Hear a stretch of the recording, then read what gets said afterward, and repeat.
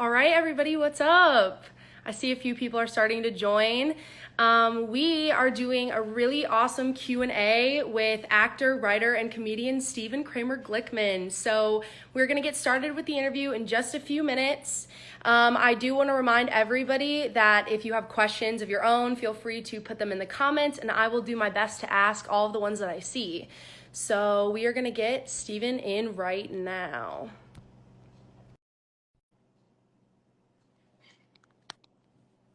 Let's see.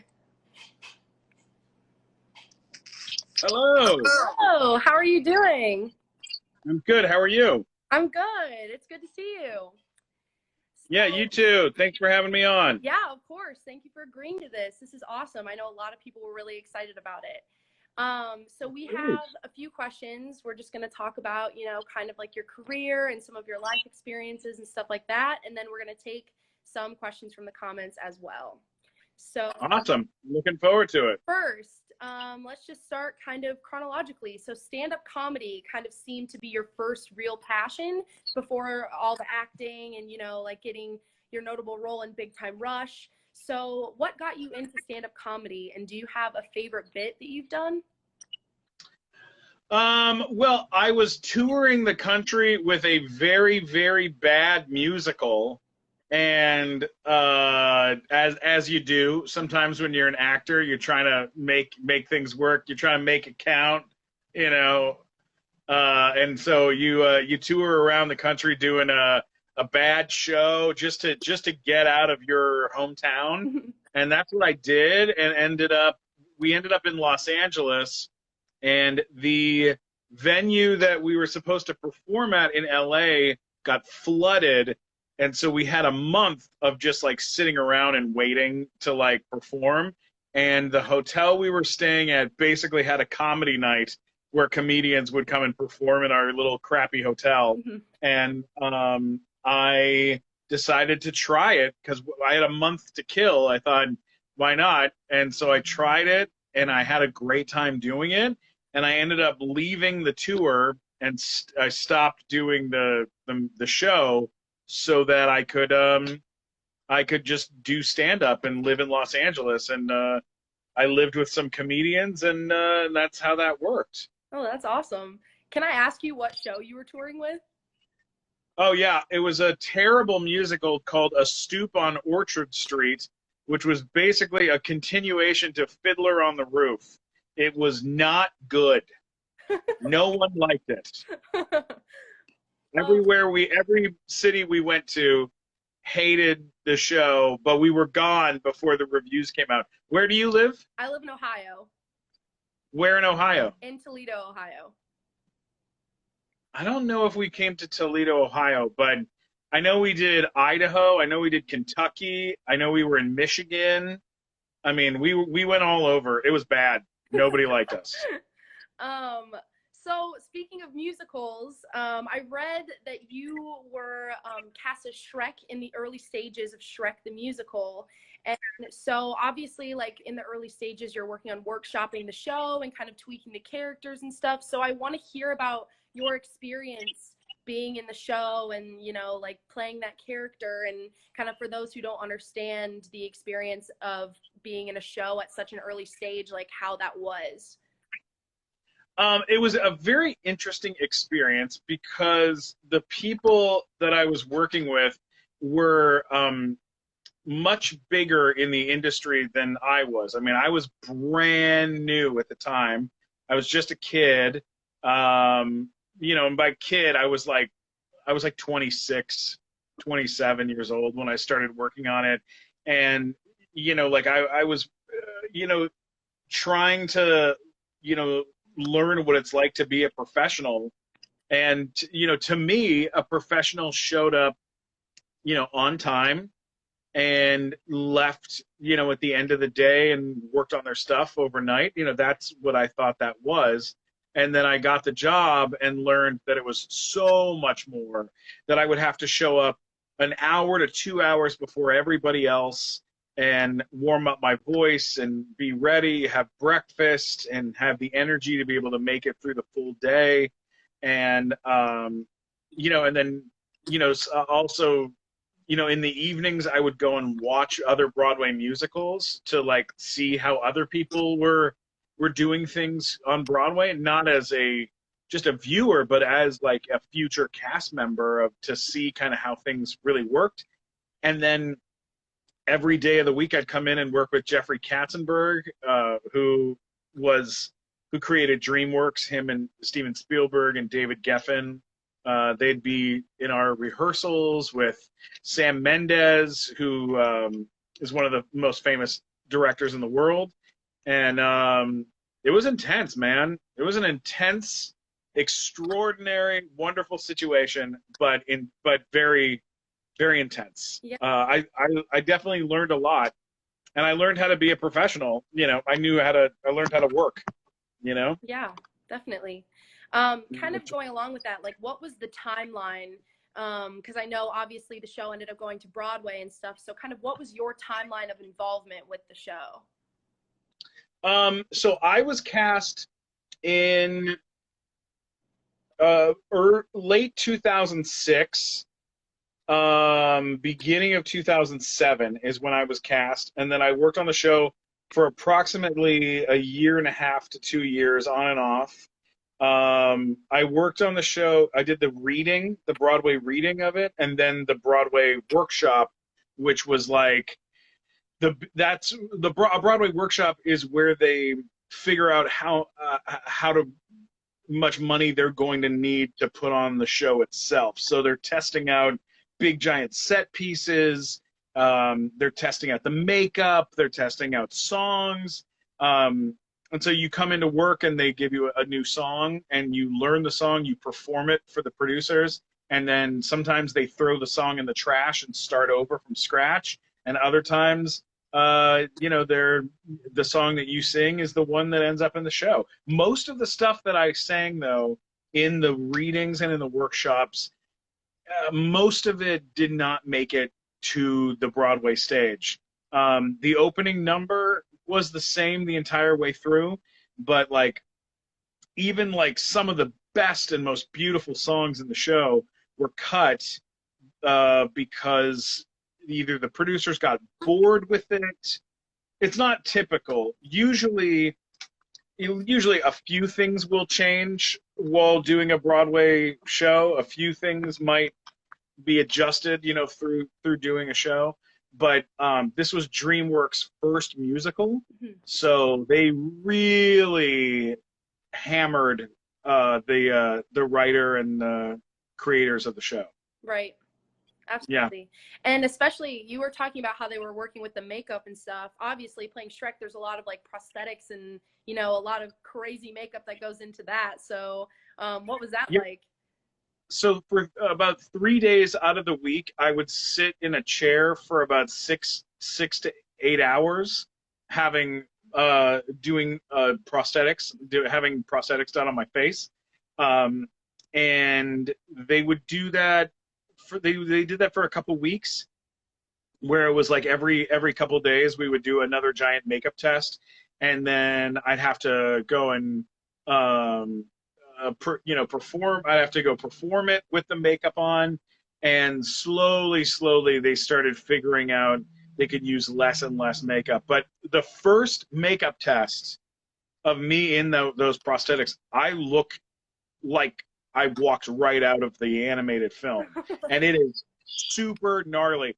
But it was like 5 hours of makeup to have that done. So that's not something you can do on Broadway. You can't put someone in a makeup chair for 5 hours. So they had to simplify until they could get it to what it was, you know? Yeah. So kind of going from being in the workshop stages of this show to then screen acting, can you kind of take me on your journey from that path? Sure. I mean, you know, before, like I had done a little bit of acting on screen before Big Time Rush, but you know, a lot of times in acting, you know, you play a small role and then another small role, and you build up over years and years where you get, you know, bigger and bigger roles, and then maybe you get a big series regular job where a series regular is where you're in every episode of the series, right? that is usually how that goes, and that's not how that went for me. I auditioned for Big Time Rush for the role of Gustavo on a Friday. I was cast Saturday, and I started filming Monday. Oh my gosh, that's a quick turnaround. It was very fast, and the reason is because they had cast everybody already. They had already cast someone to play Gustavo in Big Time Rush, Okay. and then they did a table read, and they thought he was creepy. And what's so crazy is that actor has gone on to have enormous success. He is in the show Stranger Things.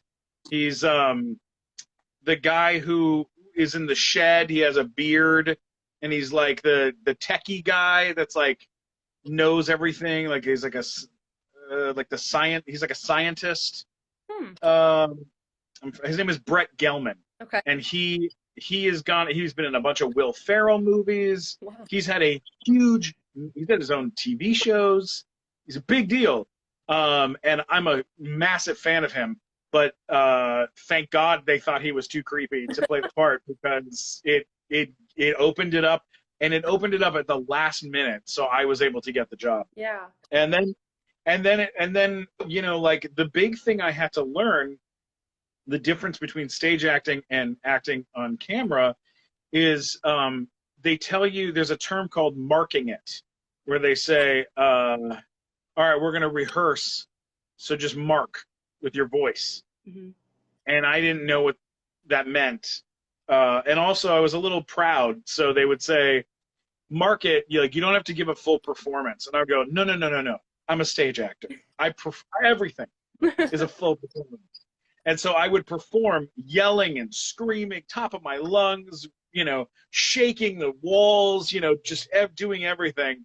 And of course, I would lose my voice, constantly on the show, because I wasn't marking my my performances. Instead of toning it down for rehearsal and then putting all the energy into the performance, I was just always performing big. Yeah. So it took me almost a year to learn how to do that correctly.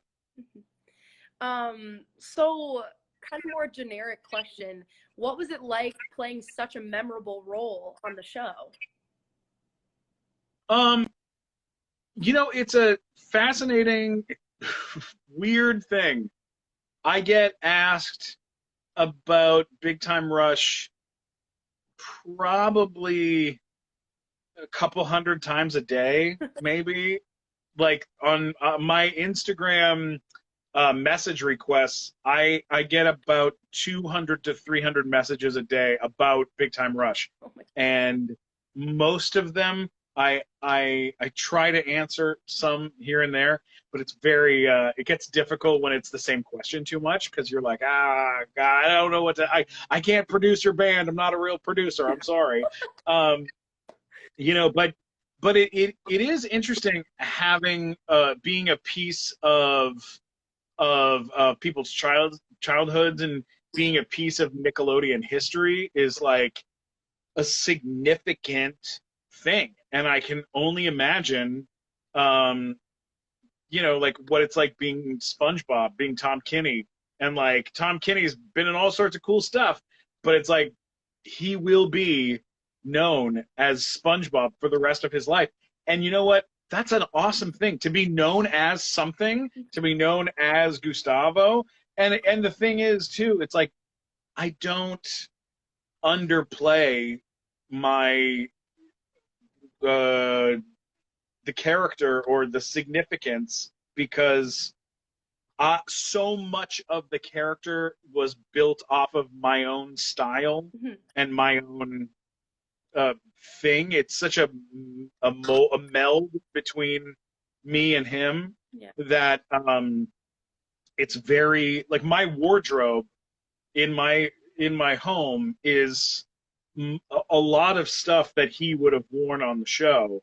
But it's, like when I was on the show, I'll give you an example. This will clear things up a little bit. Okay, so this hat right here, okay? This hat is a hat that Gustavo would wear on the show, right? For sure. Absolutely. Okay, so this hat is made by Kangol. Okay, Mm-hmm. so this hat is there are other hats that are made by other companies that kind of look like this, but this is really Kangol is really known for making hats that look like this. So Nickelodeon wanted me to wear one of these on the TV show, but the problem was a Kangol hat is about $40, $35 to $40, Mm-hmm. and the budget at the network was not big enough to afford for me to wear one of these. Let alone, what if I get hit in the face with like a pie? They're gonna have to have doubles and triples Mm-hmm. to be able to keep them fresh, right? So instead of just sacrificing style, I myself called Kangol in New York City and said, "Hi, I'm on a TV show. Would you like to sponsor me and send me hats? And I will wear your hats on my show, but also I'll wear it in real life and whatever." And they said, "No problem." And they sent me about 200 hats. Oh my gosh. And every 3 months, Kangol in the mail sends me a gigantic, massive box full of all new hats, Oh. of every type of style and all the colors of everything that they do. Yeah. And yeah, and I've been sponsored by Kangol now for 10 years, and it is an awesome, cool thing. But it's stuff like that that made it so that the character and who I am as a person have kind of molded into each other a little bit in a different way. Yeah. So I mean, like like my hoodies that I wore on the show, a lot of them came from the costume department, but then I would bring my own stuff and go like, "Hey, this company just sent me this cool hoodie. Can I wear it on the show?" And they would go, "Yeah, no worries." And I helped out the costume department. They helped me out, and then when the show ended, I took all my costumes with me, as well as about 50 pairs of sneakers, and that was all my suits and all my stuff. So that was pretty. It was cool, and it informed the way that I dress in a lot of ways, and it's cool. It's just a weird. It's a weird way that things work out. I'm gonna say that's a good coincidence that you kind of like the influence of the style, so that way you can take all the costumes and wear them every day. Well, I told the producers early on, they wanted me to wear. If you ever look, there's a picture of me and the four guys on a white screen stage, and it's like I'm posing, I'm like this, and they're like around me. I'm wearing a suit and tie because they thought that my character would wear a suit and tie in every episode. And I kept telling them, "Look, that's not how music producers dress. The music producers that are really big at the time, it was like Kanye West, Puff Daddy, and Suge Knight." And I was like, that's who I'm trying to be. I'm trying to be an angry, tough music producer. I need to dress like an angry, tough music producer. And they were like, "All right," and they just went for it.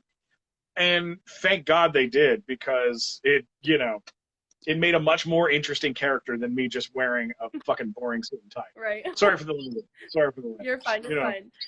I've seen this question pop up a couple of times in the comments, and it was one of my questions as well. So I'm curious, what was your favorite Big Time Rush song, and why was it your favorite?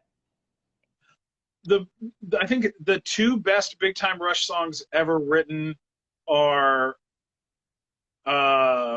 Worldwide, and because it is a beautifully written song. Everybody that's singing on it sounds really good. They sound their best, I think, on that song.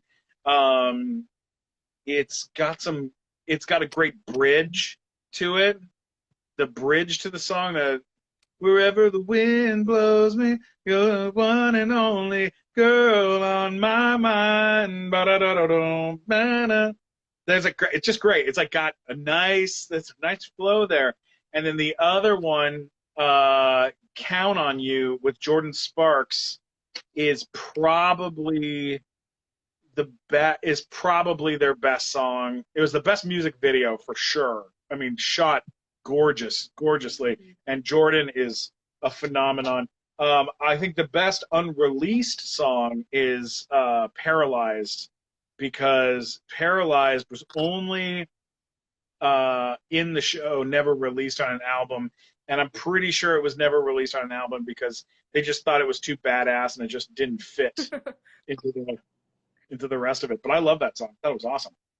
So obviously you talked about Jordan Sparks, and there were a few other really cool guest stars on Big Time Rush. So what was it like to kind of have those guests come in and work with you guys on the show?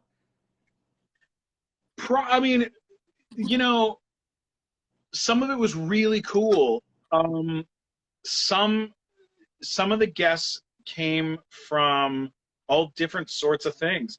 Russell Brand he came and did the show because he had a movie coming out and he wanted to promote the movie, so he wanted to come on the show to help get more young fans. I don't think it really worked. I don't think anyone gave a crap that Russell Brand was on the show. But I mean, God bless him. I just don't think anyone cared that he was there. Snoop Dogg wanted to do the show because his kids were fans of the show. Mm-hmm. And his bodyguard was on the show because I got his bodyguard cast on the show. Oh, really? And his bodyguard played Freight Train. Oh, no way. Yeah.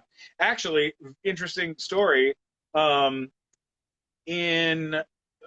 I don't have the correct year on this, but someone in the comments might be able to pull the year for this. But there was a thing that happened where Snoop Dogg was in an airport I believe in London, England, and he violated some rule, some law, and he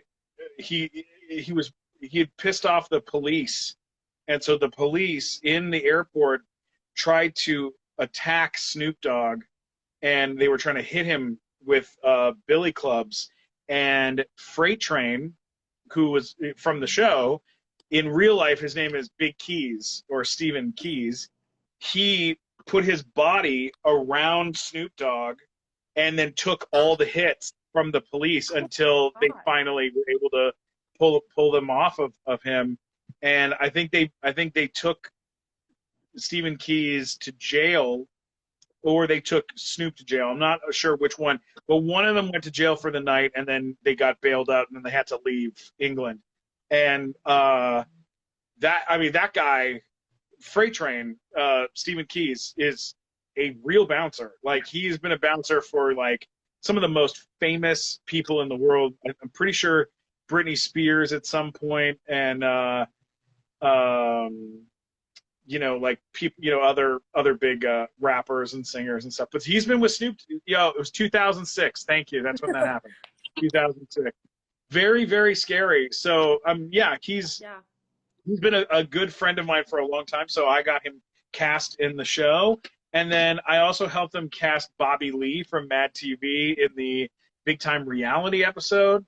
And I got them Jeffrey Ross, who is one of my dear friends, to come and do the Big Time Guru episode and roast me. And they had I kind of helped get Fabio on the show, but Fabio was already friends with the creators of the show at that point. Mm-hmm. But yeah, I mean, having guest stars that are really famous come on your TV show is just a super, super cool, neat thing. It's just awesome. It was awesome. Yeah. I wish it could happen more. I wish, that was probably one of my favorite parts about doing the show, was just showing up and being like, whoa, what? Oh, someone just asked what happened with Bitters.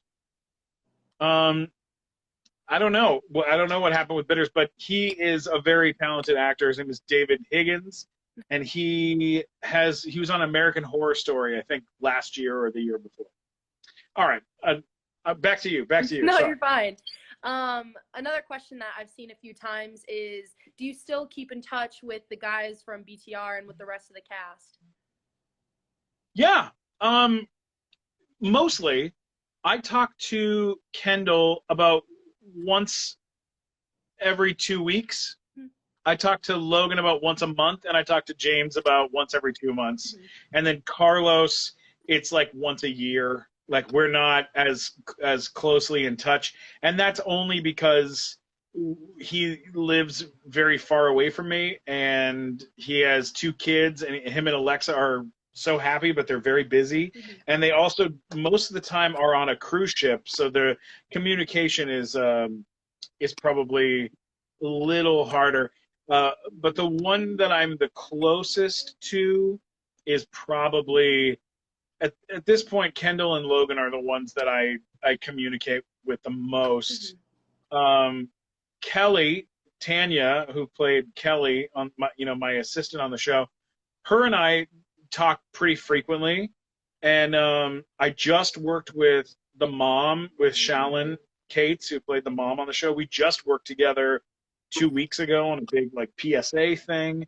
And then Sierra Bravo, little Sierra Bravo, was in the table read of the television show that I wrote that was at one of the top big networks last year, and we didn't go forward, and I mean, right now nothing's going forward, everything's kind of on hold here in Hollywood, but yeah, that is, but she's doing very well.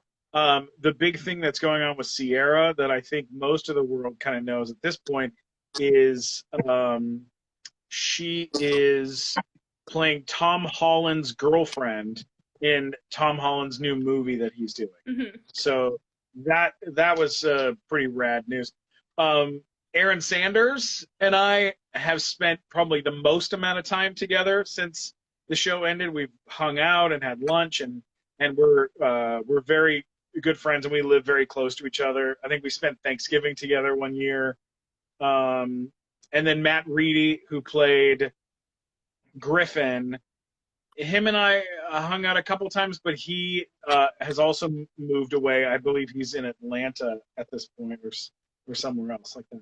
Mm-hmm. But yeah, Erin Sanders, she's terrific. Good, Yeah. great super talent. Mm-hmm. And I just saw one question in the comments. How did you do that one scene where you were at the Palmwood Spa and they trapped you in the cement? Yes. I feel like a lot of chaotic things were happening to your character like that. So that's kind of interesting to talk about, stuff like scenes like that. Yeah, the character definitely got to go through some real chaos on the show, and got to have there's a lot of trauma, getting hit in the face with things, and thrown into the pool, and getting hit by a car, like getting run over by a bus. The character really got to do a lot of great stuff. I absolutely loved those days when there was a day when my character would have some sort of ridiculous thing happen to them. The only one that was a hard one to actually do is there was a scene where in Big Time Guru where I'm sitting cross-legged on the grass and they tie a rope around me and attach it to a tractor and drive away, and it drags me. And the way that they did that is they had a plexiglass little like curved slide for me to sit on, and then the rope was fake, Mm-hmm. and the hook was actually hooked to the plexiglass, and it ended up but the grass was not smooth, it was bumpy. Mm-hmm. So every time I'd go over a bump, this piece of metal would hit me in the back, and I was in so much pain at the end of that day. That was a pretty rough one. Oh, and sorry, prank wars. I got hit in the face with 60 cream pies. Oh my God. So let me ask you a question. You can answer this. If you had to be hit in the face with 60 cream pies outside on a nice hot day, would you rather get hit with 60 cream pies of shaving cream or whipped cream? Um, oh man, I'd probably say whipped cream just in case it gets in your mouth. That's what I thought.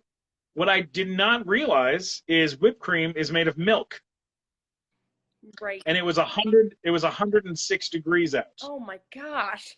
So that milk went sour in my clothes and in my face. So I was coated in sour milk, Oh, that's and terrible. I almost people couldn't talk to me because they thought that they were gonna throw up because it smelled.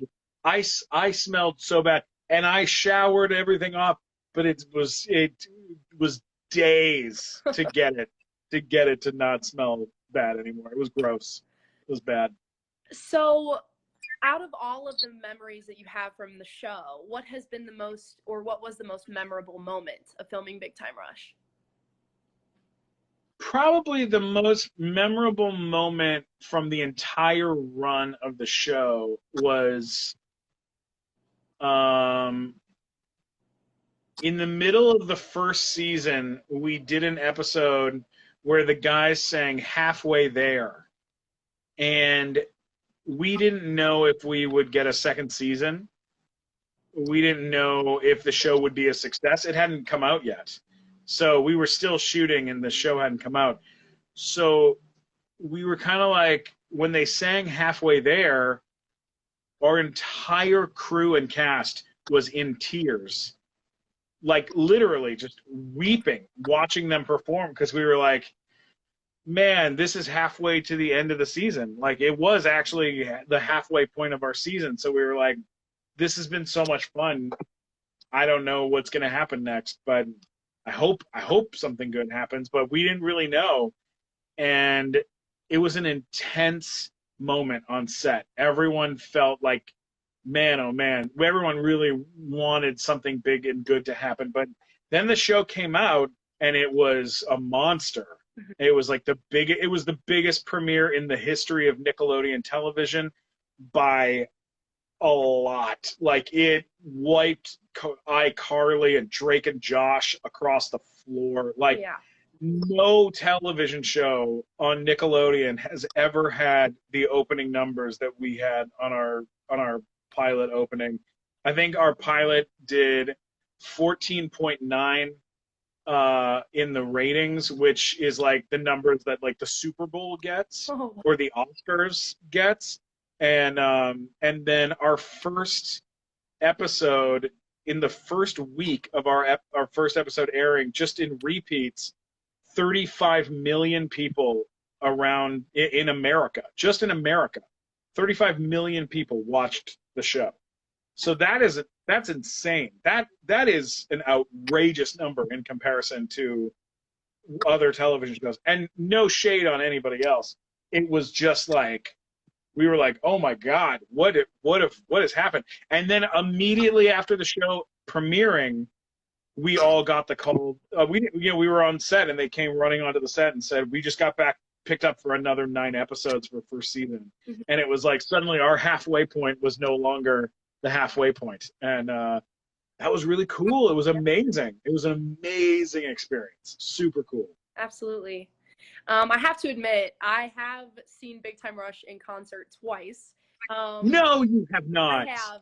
They came to Toledo, to the Toledo Zoo once, and I saw them there. And then I saw them, I think, in Detroit the first time when they went on tour with One Direction as the opening act, which was great. So I have to ask you, did you ever go see them when they were on the tour, or like see the concerts? Yeah, twice. Yeah. Twice. Yeah. Same as you. I did. I went to a concert at the. Oh my God, I don't even remember the name of the place, to be honest. I went to a mall in Irvine or something, Anaheim, where I drove down to this mall to go watch them perform. And I was expecting there to be maybe 100 people, 150 people, and it was like about 1,000 or so people slammed into this area. And me thinking, at the time, like they wouldn't recognize me if I'm not in costume. I went down there, yellow glasses, hat on, hoodie, the whole 9 yards. I brought my roommate at the time. I had a roommate, brought him with me, and we got down there, and almost immediately I was like, oh no, I've made a terrible choice. I am wearing the wrong clothes for this. I should get the hell out of here. I was wearing jewelry, big watch, Oh my gosh, I gold love chain that. that the dogs on it, you know, the worst. I was like, they're not gonna know who I am if I'm not dressed like me. I gotta do it.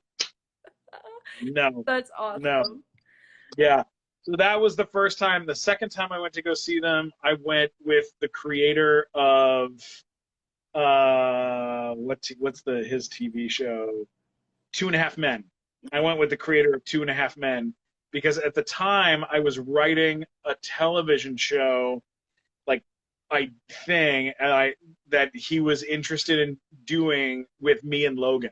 That was the idea. Was that I wanted to do a TV show where I played Logan's older brother who had just gotten out of prison, and we were looking at doing it at like ABC. It was like a big thing, and the Tannenbaums, who produced like Mike and Molly and Two and a Half Men, were like really interested in the show, and so they came. I got them all tickets, and we all went down and watched them at this.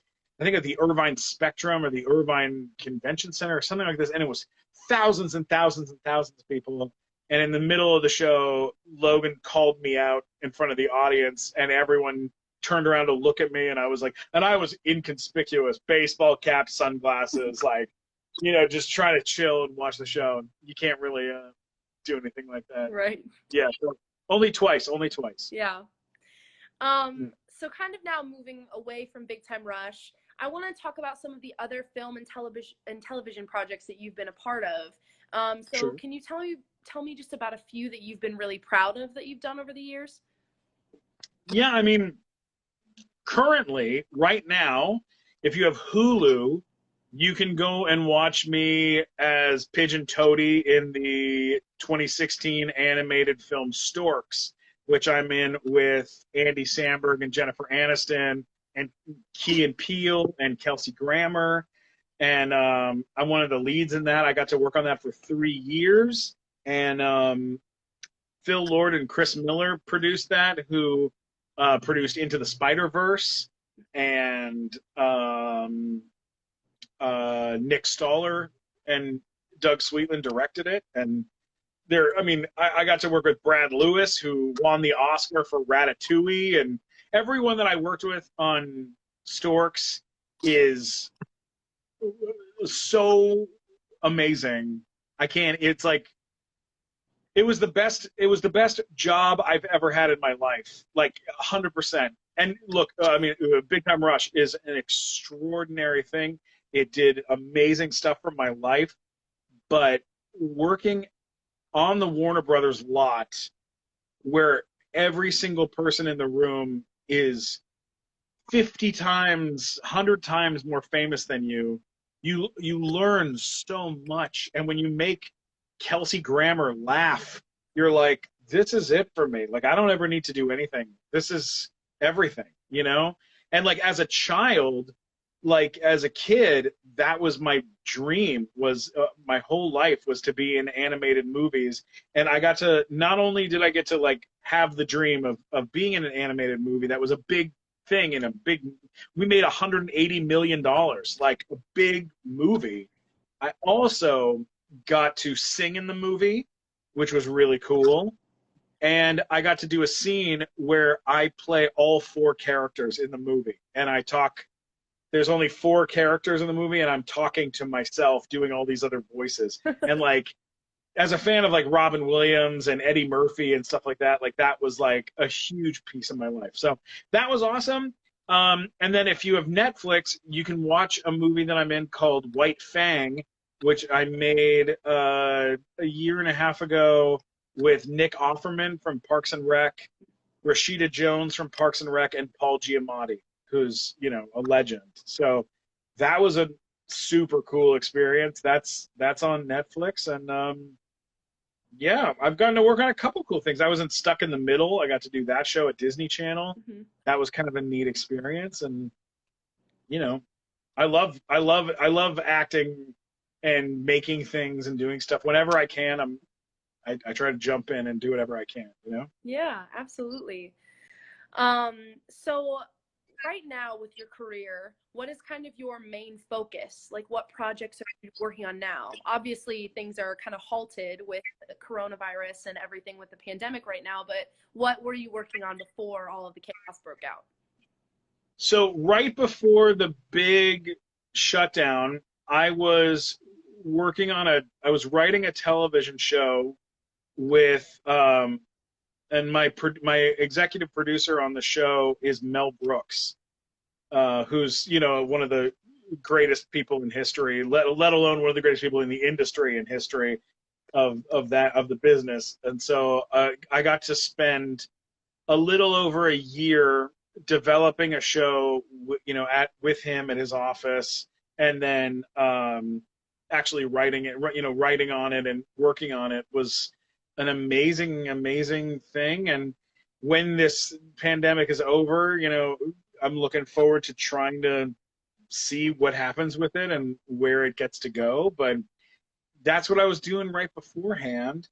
Right now, I'm writing an animated film on my own, which is a challenge and is cool. And This is the perfect time to do that, right? yeah, kind of, yeah, because there's so much time and it's so quiet. But that's also like you know, you kind of go back and forth from being like, should I write or should I play video games? You know, like it's tricky to always decide what the right move is at the right time. But yeah, you know, doing that. And then you know, stand up is on hold. There's no comedy clubs to perform at, so that I can't really do anything there. But you know, I got to do an episode of World's Funniest Pets on the CW. I'm the celebrity guest host for one episode this season. We filmed that in the pandemic, like in our home, brought in a camera and shot the whole thing. And, Oh, wow. you know, in the living room with my fat dog. It was very funny.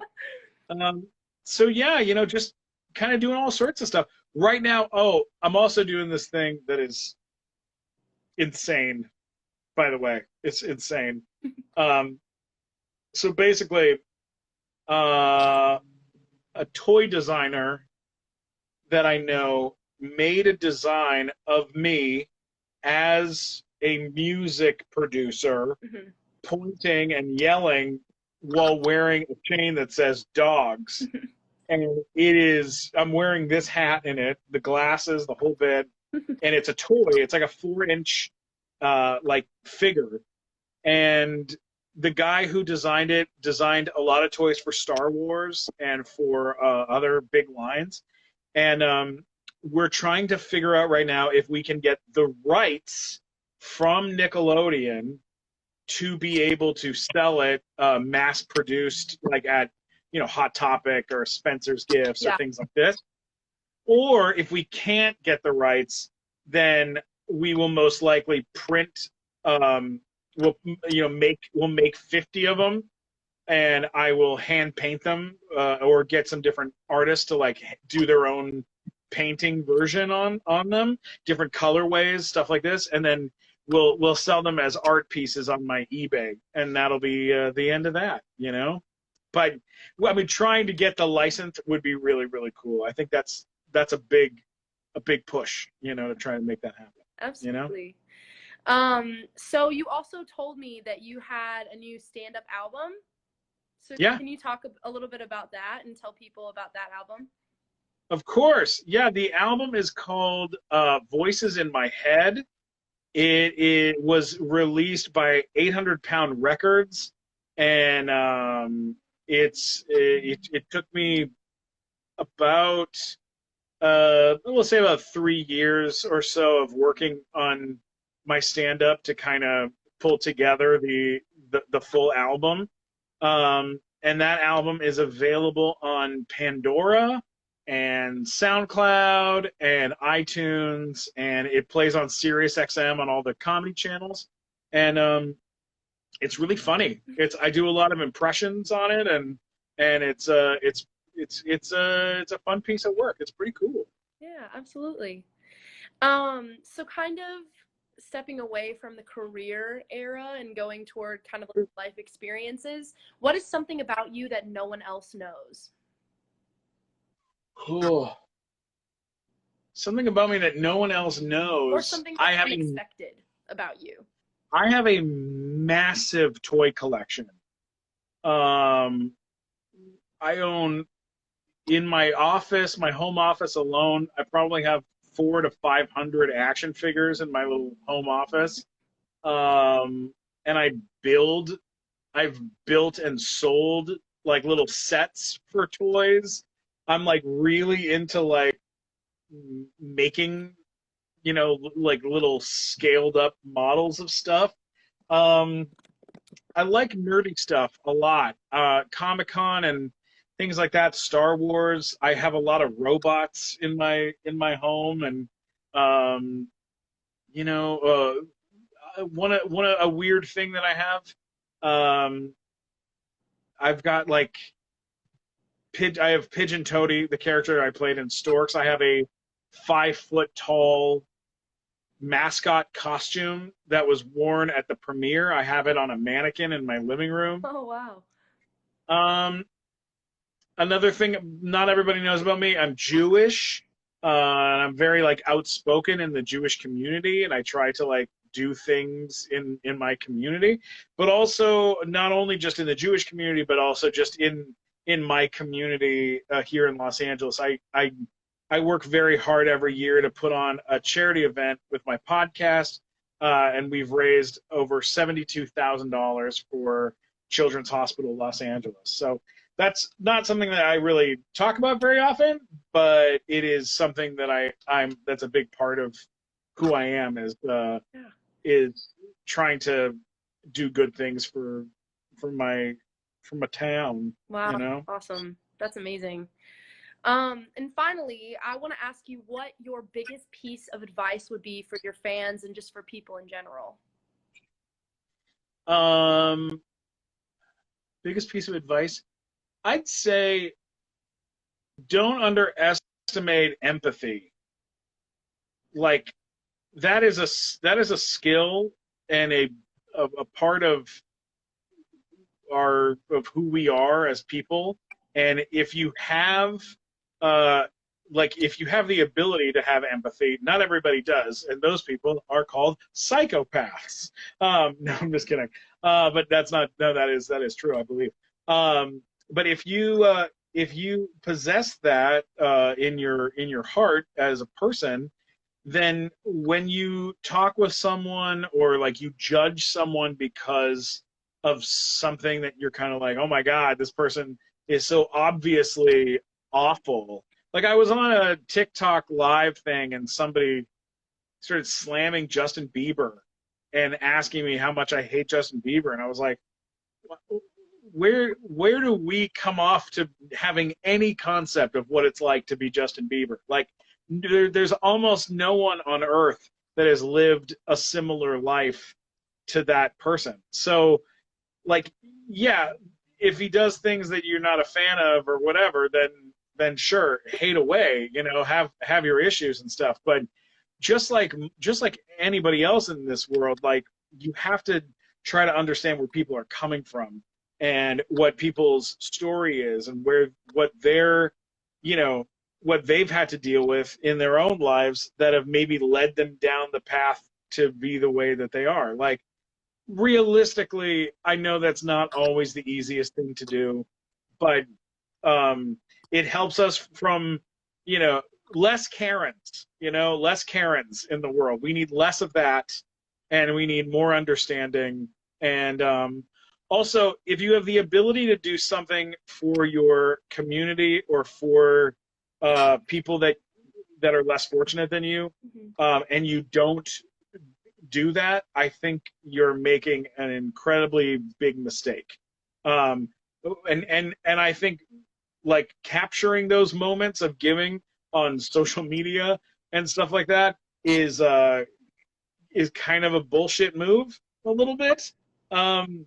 But the only reason that I ever post on social media about doing a good deed of any kind, if I'm like doing a charity event or something, is to get it more attention on the charity event to get more money raised, or to thank the companies that are putting their time and resources in for free to help me do the event. So if ever you see me going, hey, I'm down at Children's Hospital and we're giving them Legos or whatever, it's like I'm doing that because Lego gave me 1,000 Lego sets to give to Children's Hospital. So I have to use my social media to acknowledge what they've done. That's the only time I do anything like that. I think it's important for us to give in whichever way we possibly can. Yeah, You know? absolutely, absolutely. So I'm just gonna ask a couple of questions that I got and some from the comments. Our digital managing editor at the Post wants to know, have you ever apologized to the people of Brussels, and have you changed your stance on Belgium waffles? I will use this as a platform to apologize now. I love the people of Brussels. I love waffles. They are superior to pancakes in every way. I am so sorry for going after the people of Brussels. That is 100% hilarious. I love that. He was, the second I told him that we were doing this interview, he was excited about that question. I love it. I love it. A lot of people are asking about whether or not you think you guys will ever do a reunion with Big Time Rush. I think it is more possible now than it was a year ago, maybe even 2 years ago. Mm-hmm. And the reason is because the president of Nickelodeon was not much of a fan of Big Time Rush at the end of the run of the show. She was basically ready for it to be done. Mm-hmm. Also, what was happening was, at the time, we had people on our show who were in their 20s, right? So who's watching a show with guys in their 20s? 14, 15-year-olds are watching that, right? That's the main audience, was like 14 to 15, 14 to 18. That was the audience, right? So what was happening was, so they had that show, then they had Sam and Cat, they had Victorious. These are all older shows with older people on those shows. Mm-hmm. So they're going to age out. That audience was going to age out. And so they decided, when our show ended, they made a very big announcement. When our show ended and Victorious ended, they said, okay, guys, we're going to only do TV shows with little kids, 7-year-olds, 8-year-olds, no teenagers. Mm-hmm. We're going to start young so that we can grow the audience back up into their teens, like they did with Miranda Cosgrove, because they grew her up basically on TV. Right. So there was no interest from them bringing a reunion after we were done. But that president got fired or quit. And when she quit, a new staff came on board. And the new staff, they love Big Time Rush. So hopefully there'll be enough of a push that they'll do a Big Time Rush reunion, or they'll do a tour, or they'll do a new album or something. I think there's definitely a possibility, much bigger possibility now than there was before. Yeah, absolutely. Another person asked, if you could star in any TV show or movie, what would it be? My God. I'm no idea. The only thing that I have not gotten to do that I'm like really, that I would do anything to be a part of, is anything in like a Star Wars film. Like if I got to be in The Mandalorian or do something like that, be a monster, some sort of creature, lots of prosthetics, or if I got to be in the Marvel Cinematic Universe in some way, shape, or form. Those, I haven't gotten to do anything as superhero or Star Wars, and as a big nerd as I am, I think that would be a huge deal for me. So at some point, maybe. Someone just asked, do you like the new trilogy of Star Wars? Pass? Can I? I'm just kidding. It seems to be a controversial question among Star Wars fans. It is. It is. I thought The Force Awakens was really, really wonderful. Mm-hmm. I really, really enjoyed it. And then the other two, I wasn't as into. You know, I mean, like I was born in 1979, and you know, right at the height of those first three movies, and Star Wars and Empire Strikes Back and Return of the Jedi are phenomenal, fun, cool movies to watch. I think The Mandalorian is phenomenal through and through from start to finish. I enjoyed every episode. It was really, really, really fun. Mm-hmm. But I also felt like the Last Jedi. The first time I saw Last Jedi, I was like, was this? I think this was good. I'm pretty sure I enjoyed it. And then the second time I saw it, I was like, why did Luke Skywalker throw his lightsaber over his back like it was a piece of garbage?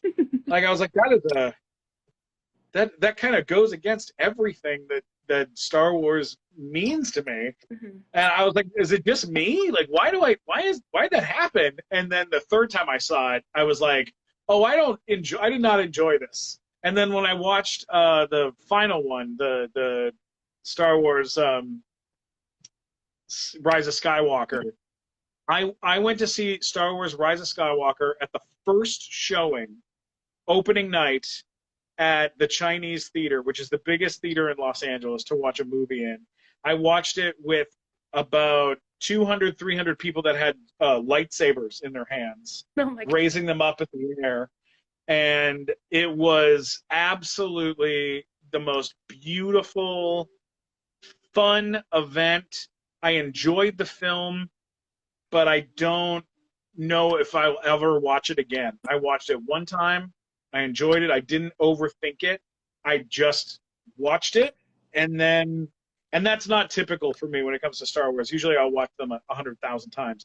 So I was like, you know what? I'm not going to mess this up for myself and break it down a million times, because when I saw Last Jedi, first time I saw it, I pretty much enjoyed it, and it was on the second and third viewing that I picked it apart and had all sorts of problems with it. So I was just like, let's just get past this thing, and we'll enjoy the next round of whatever comes next, you know. So unfortunately, that's all we have time to do, but I just wanted to say thank you so much for taking the time to talk to us and answer some questions. I know we at the Post are all huge fans of you and of Big Time Rush, and we really appreciate it.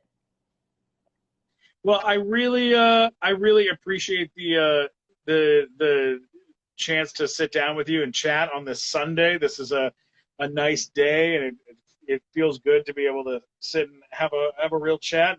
Big fan of the Post, big fan. Thank you. Keep making cool stuff and keep me in the loop. All right. I will. Thank you so much. Have a great rest of your Sunday. You too. Take care. Bye-bye. Bye. All right, that's it. So make sure you all check out some of our other celebrity Q&As on thepost.com. Check out our website, thepostathens.com, and you can check out our Instagram that you're on now.